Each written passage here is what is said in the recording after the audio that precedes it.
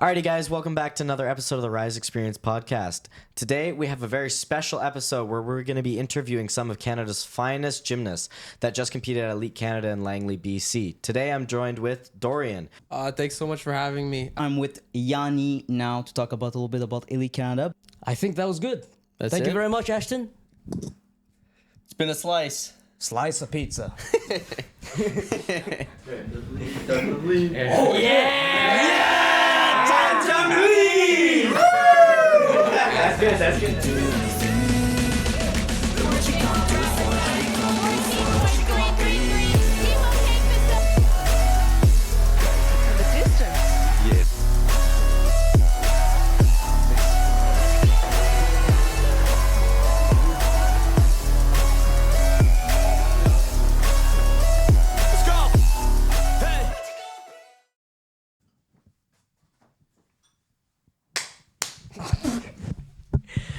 All right, welcome back. So now we have the three boys on the couch. We'll ask them some little questions. You know, it doesn't hurt. So to begin with, Dorian, okay. First of all, congratulations. Really nice performance. Thank Good you. gymnastics, good training.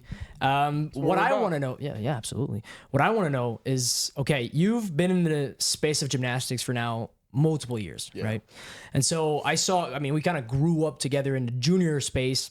And I saw you developed as an athlete.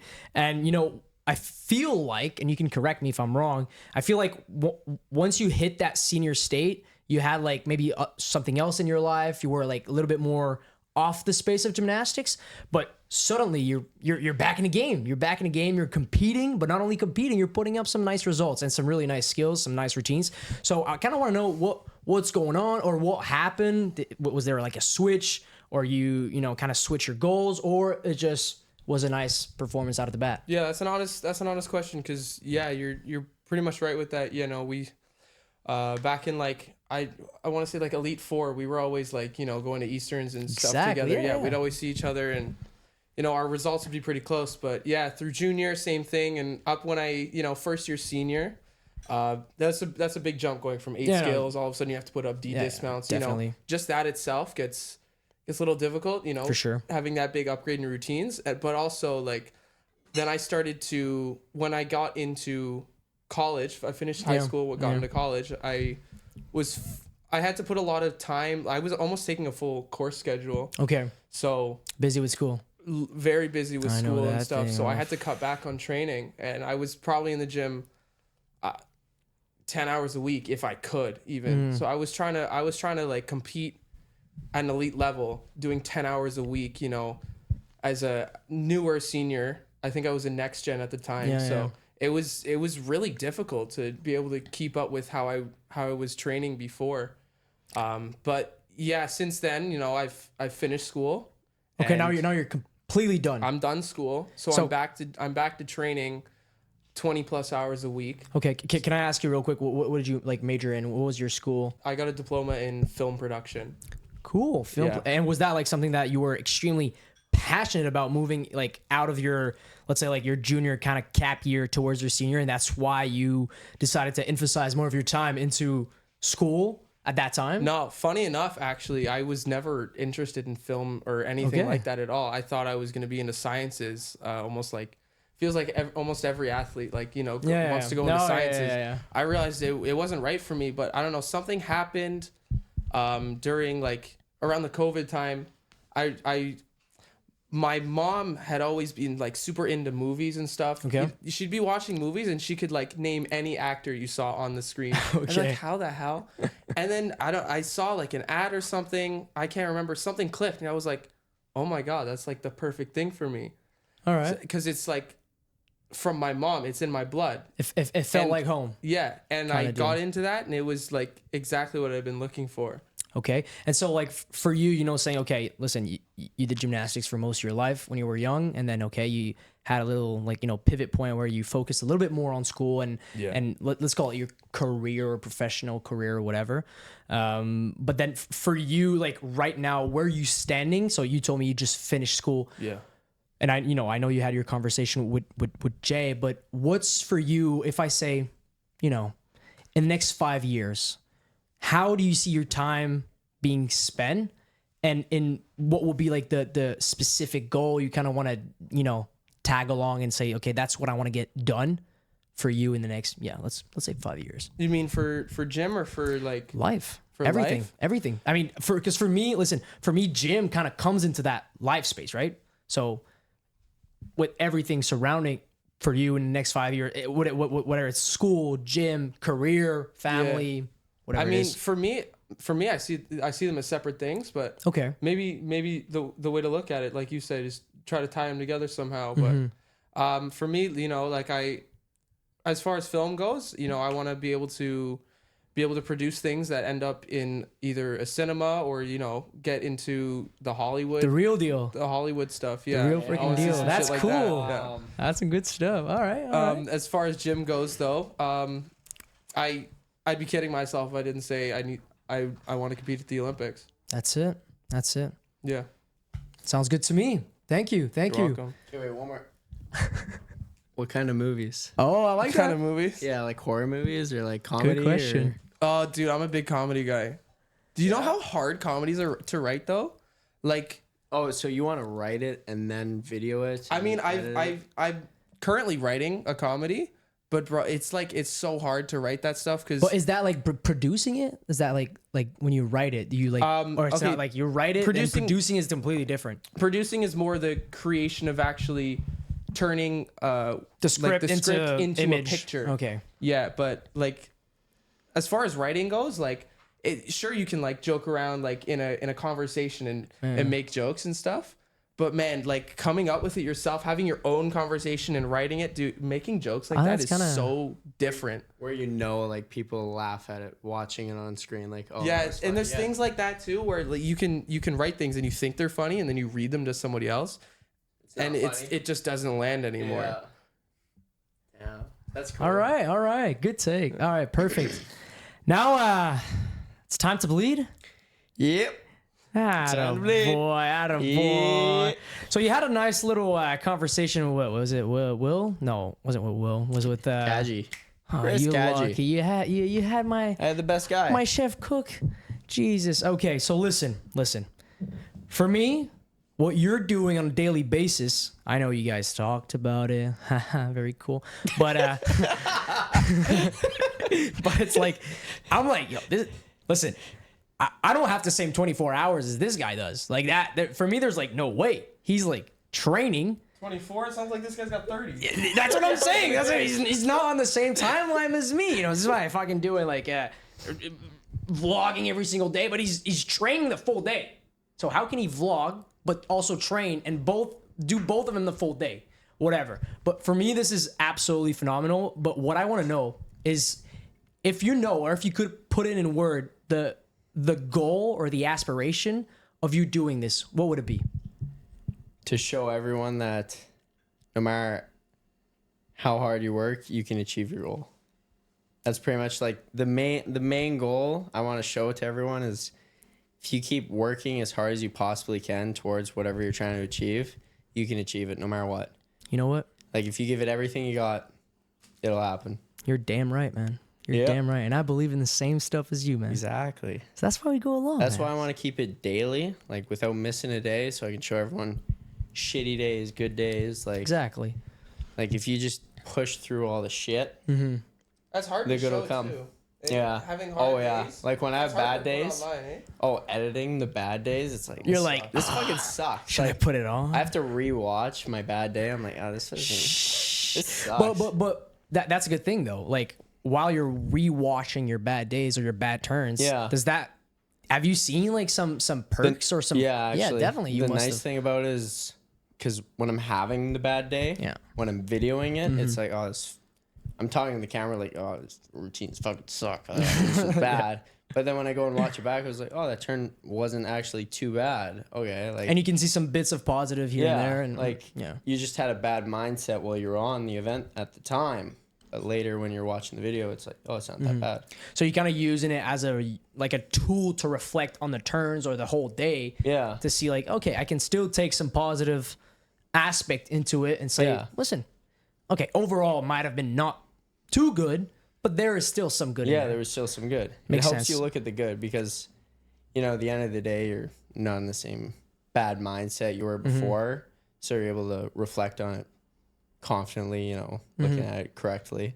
No, it makes total sense to me. And so also, you know, because I mean, for you to do this, you know, consecutively every single day, editing on, okay, you got YouTube, but you got like TikTok, and then you got Instagram, and then so on and so forth. But you're doing it in a space where, okay, we're all a gymnast here. We know how gymnastics roll. We know that gymnastics is, I feel like at least, has been in the shadow of so many sports, even though it's been like one of the oldest sports in the world, whatever. And it's like, so you guys all know that this sport is absolutely crazy. It's wonderful to perform. It's wonderful to watch. And it's absolutely, you know, crazy sport, right? Crazy sport overall. And you're like, damn, this sport should have more, you know, more attention to it. And so for me, what I want to know is like, what do you think about, you know, bringing all these image and all those views and all this attention to the sport?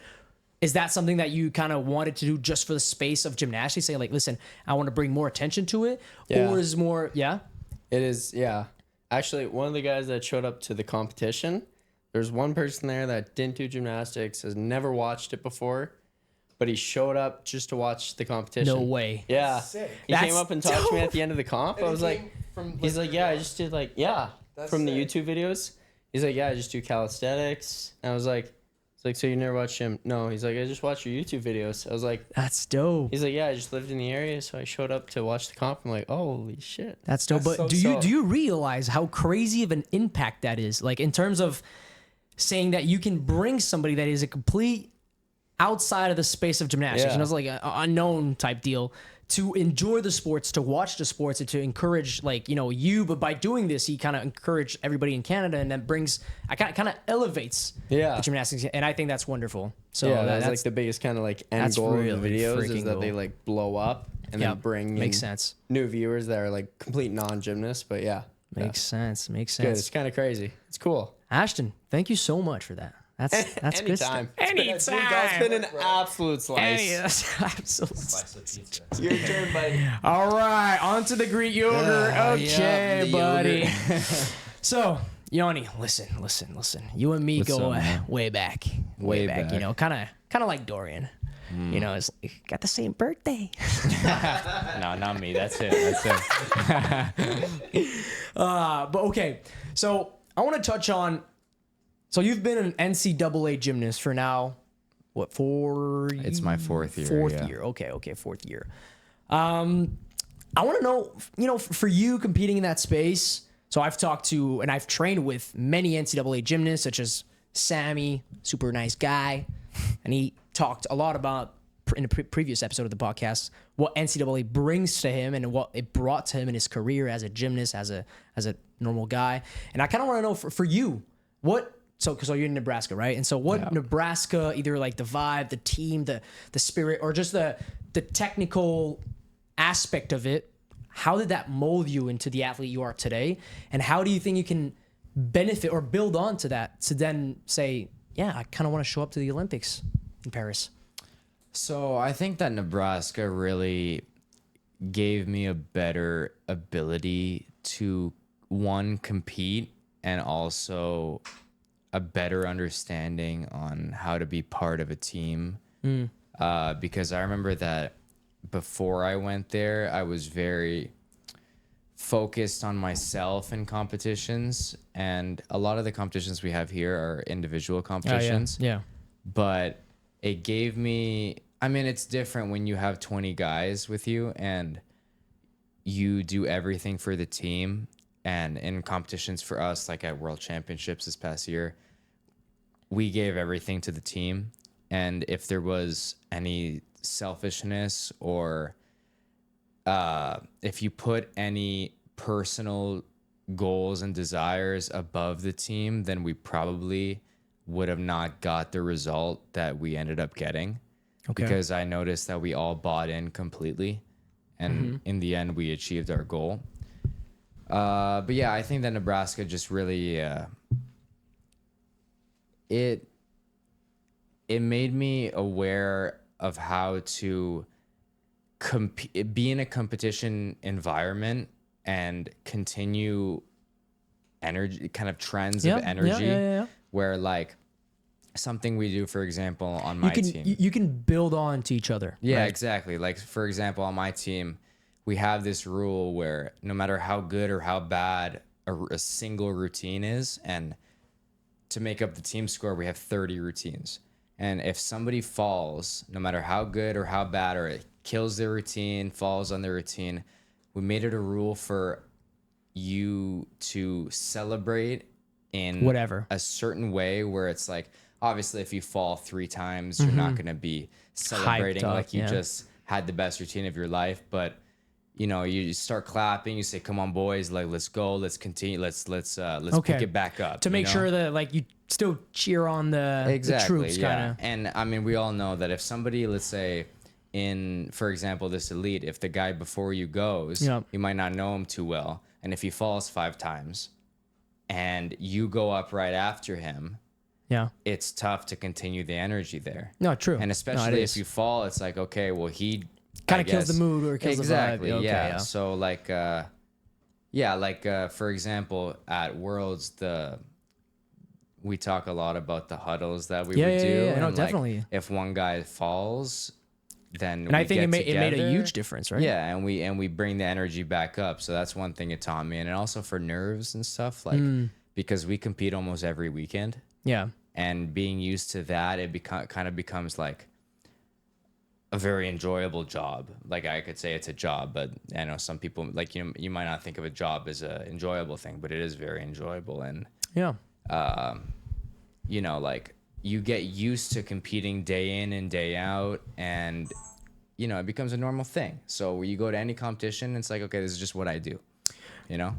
No, definitely. And listen, let me put you on the spot real quick. Okay. With all those perks and positive outcome from, you know, competing, getting ready, having a team around you, do you think that's going to make you qualify for the Olympics? I think it will. I'm trusting in the plan right now. I'm trusting in my team here with all of you guys. Let's go. But also my team at Nebraska that I live with my teammates. I live with, you know, my coaches I see every day. I'm with them like 5+ hours a day, and like, you know, that we have a plan set, and I know that if I follow the plan to a T, then as long as I commit 100%, then I have the best chance that I could ask for to make it happen.